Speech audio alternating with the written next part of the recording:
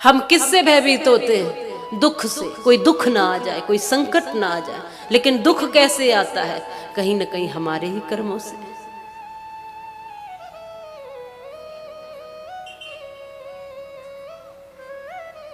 कंस को सब क्रूर कहते हैं, पापी कहते हैं, और कंस पापी है। कितने लोग मानते हैं कंस को पापी?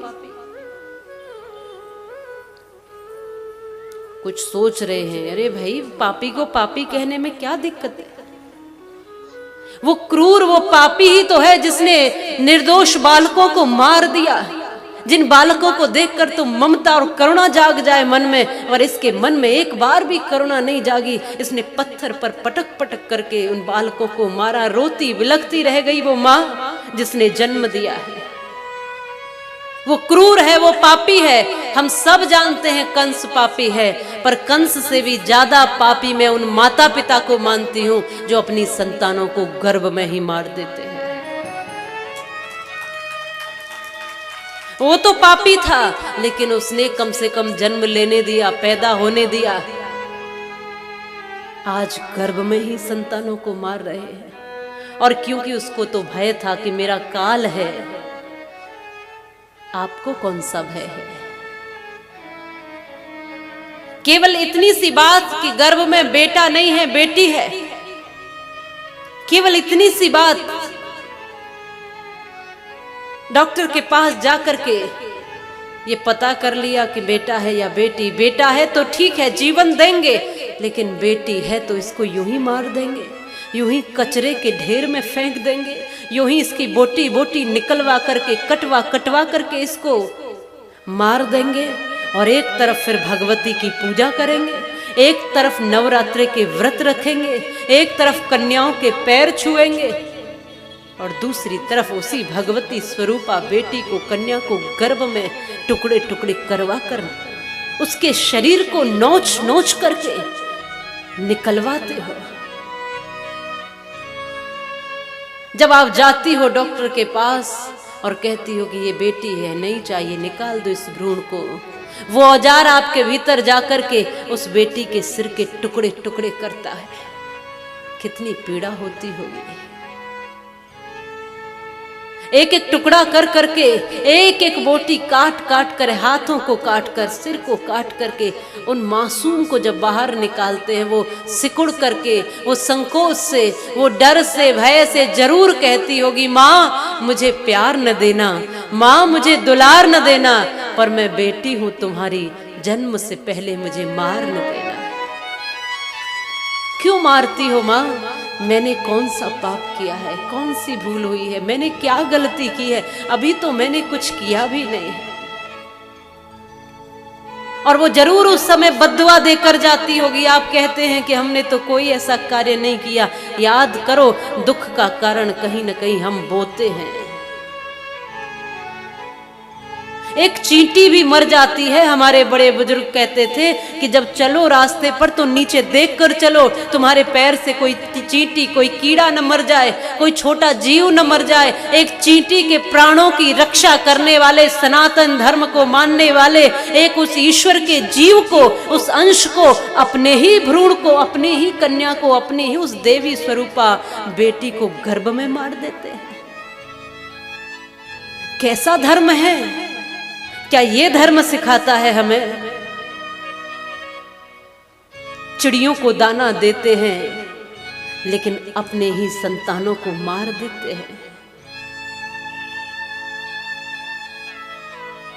ये दोहरे मापदंड क्यों? वो माता पिता कंस से भी ज्यादा पापी हैं। और वो बद्दुआ देकर जब जाएगी तो जीवन भर आप प्रसन्न नहीं रह पाओगे, जीवन भर कष्ट झेलोगे। बेटों की चाहत में मैं ये जानती हूं कि बेटे भी जरूरी हैं तो बेटियां भी जरूरी हैं। मैं ये नहीं कहती कि बेटे आवश्यक नहीं है या बेटों की चाह छोड़ दो, लेकिन बेटों की चाह में बेटियों को मारना छोड़ दो, ये मैं जरूर कहती हूं।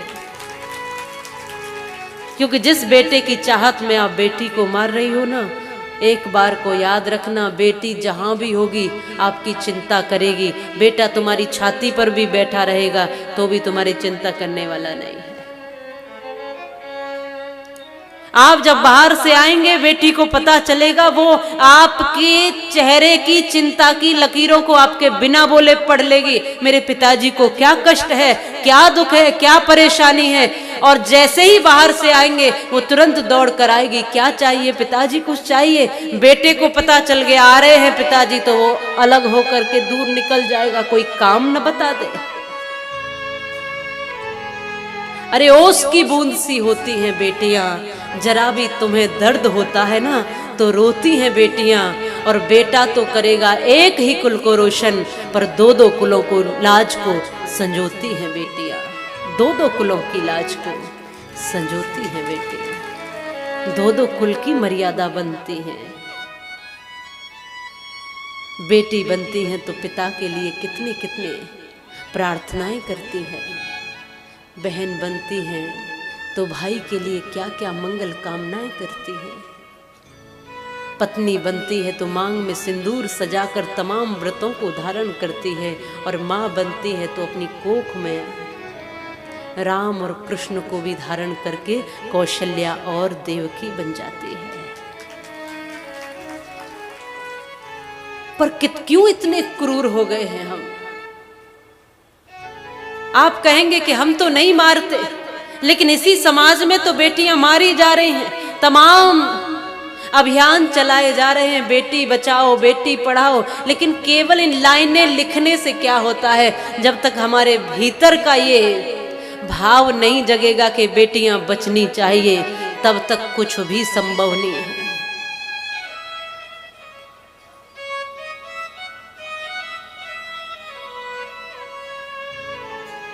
बेटियां भगवान का सबसे बड़ा वरदान है।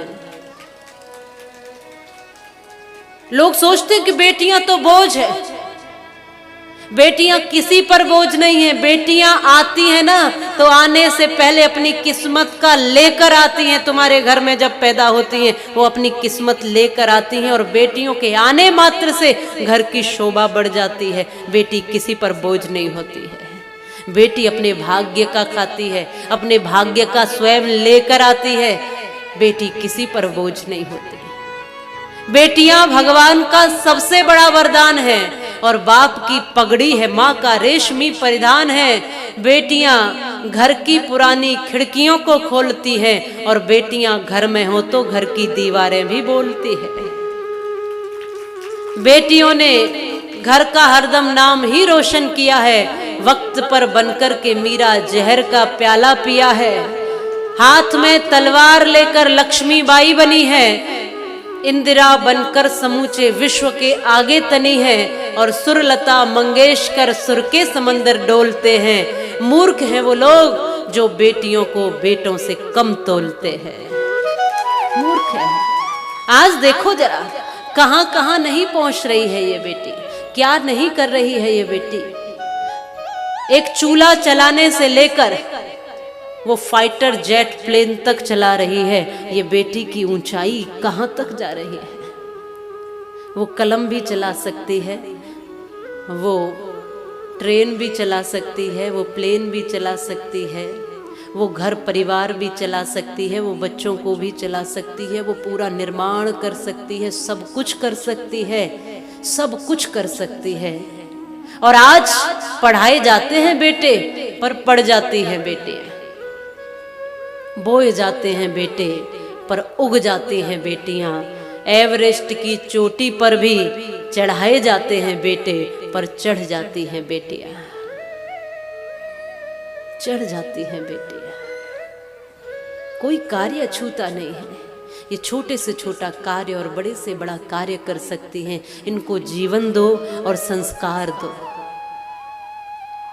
सही रास्ता दो, सही दिशा दो, सही पालन पोषण दो, तो ये बेटे जो कर रहे हैं वह कार्य बेटियां भी कर सकती है। बेटे और बेटियों का जो अंतर है वो समाज की मानसिकता से हटना चाहिए। और एक बात याद रखना कि बेटियों को ऐसे ही मारते रहे तो फिर बहुएं कहां से लाओगे? जरा बताओ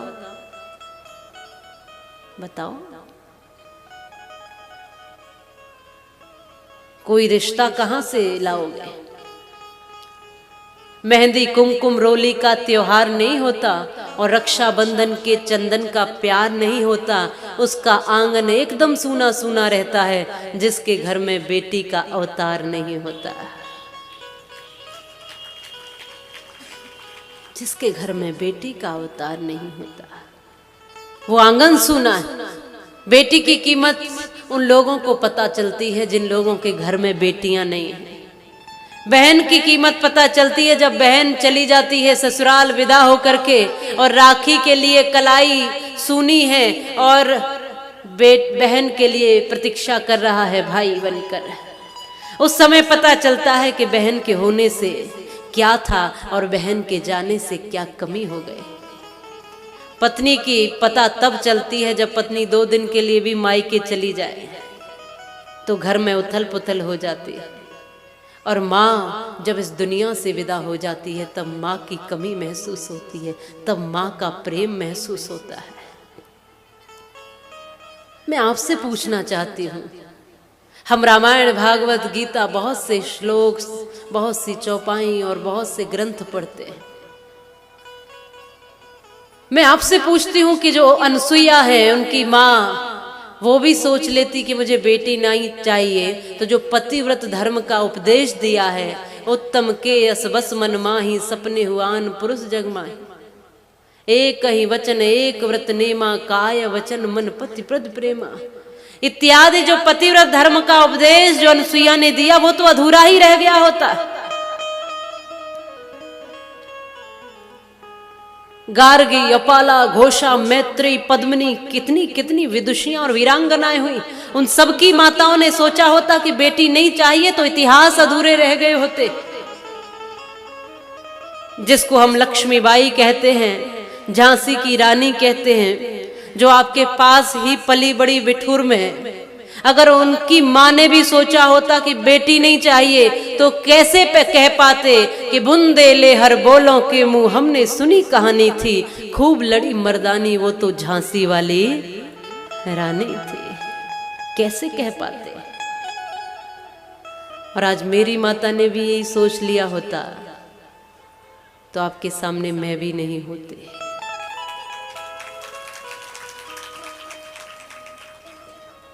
बेटियां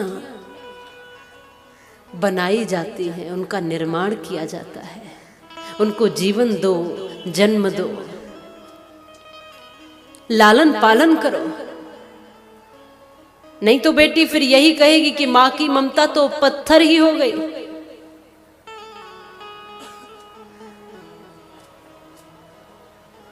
पत्थर बन गई मां की ममता, ना बाबुल ने प्यार दिया, बेकसूर प्यारी बिटिया को जन्म से पहले मार दिया। अब मधुर शहद सी तितली तुतली तुतली भाषा अब ना कानों में आएगी और माली तेरी पुष्प वाटिका सूनी ही रह जाएगी। अपने हाथ लगाया पौधा तुलसी का विष मार दिया, बेकसूर प्यारी बिटिया को जन्म से पहले मार दिया। आप स्वयं माँ हो, आप स्वयं ममता की मूर्ति हो, आप स्वयं किसी की बेटी हो, पर इतनी सी बात नहीं समझ पाती हो।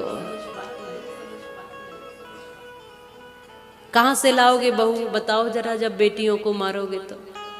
किसी ने कहा फिर बहुएं ब्लैक में मिलेंगी, जैसे सिलेंडर मिलते थे ना ब्लैक में। बेटियों को मारोगे तो फिर बहुएं ब्लैक में मिलेंगे। और कान अच्छी खासी की बात छोड़ो, फिर तो कानी कुबड़ी लूली लंगड़ी सब चलेंगे। हाँ, जब होंगी ही नहीं। ये सीता है वाल्मीकि की है रामायण की प्रेरणा, कुंती सुभद्रा द्रौपदी ऋषि व्यास की है वंदना, अनसुईया सुलभा गार्गी मैत्रेयी व ब्रह्मवादिनी, कर्मवती ये पद्मिनी है अग्निपथ की गामिनी, श्रद्धा इड़ा प्रसाद की है मैथिली की उर्मिला, तप त्याग की प्रतिमा है ये है बुद्ध की ये यशोधरा। नाटक में, उपन्यास में, काव्य के विनोद में पलता रहा भविष्य है सदा ही इनकी गोद में, सदा ही इनकी गोद में। भविष्य की जनने वाली है ये विवेकानंद की माँ है, ये बजरंग बली को जन्म देने वाली है, ये राम जी को भी कोख में धारण करने वाली और कन्हैया को यशोदा बना करके प्रेम बांटने वाली है, ये महाराणा प्रताप को शौर्य देने वाली और शिवाजी महाराज को ओज देने वाली है। ये जगत जननी है, यही भवानी है, यही दुर्गा है, यही भगवती है। समय समय पर जिसको हमने भगवती कहा, दुर्गा कहा, काली कहा, महाकाली, लक्ष्मी, सरस्वती कहा, वो मातृशक्ति का ही स्वरूप है। समय समय पर वो अपने प्रभाव से देवियां बनती चली गई और लोग दुनिया के उनको पूजते चले गए। लेकिन त्रुटि ये रही कि हम उन्हीं देवियों को जब वो गर्भ में है बेटी के रूप में, तब हम उनको मार देते हैं, उनके जीवन को समाप्त कर रहे हैं। कोई पूजा सफल नहीं होगी, कृष्ण भक्ति जब तक सफल नहीं होगी, जब तक राधा स्वरूपा बेटियों को आप मारते रहोगे, कैसे सफल होगी। हमारे ब्रज में कहते हैं, जो राधा नाम न हो तो वृषभान विचारो रो तो, और नहीं हो तो कृष्ण अवतार रटे जा राधे राधे, राधे अलबेली सरकार रटे जा राधे। पहले 1 वर्ष पहले ही राधा रानी आई है, तब जाके कृष्ण आए। पहले बेटियों को जन्म दो, जीवन दो, फिर बेटों की चाहत करो, कोई दिक्कत नहीं है। लेकिन बेटों की चाहत में बेटियों को मारना ये पाप है, अपराध है। इस सामाजिक दृष्टि से भी, धार्मिक दृष्टि से भी इसका पश्चाताप करने के बाद भी आपको उस पाप कर्म से छुटकारा नहीं मिल सकता। ये इतना बड़ा पाप है,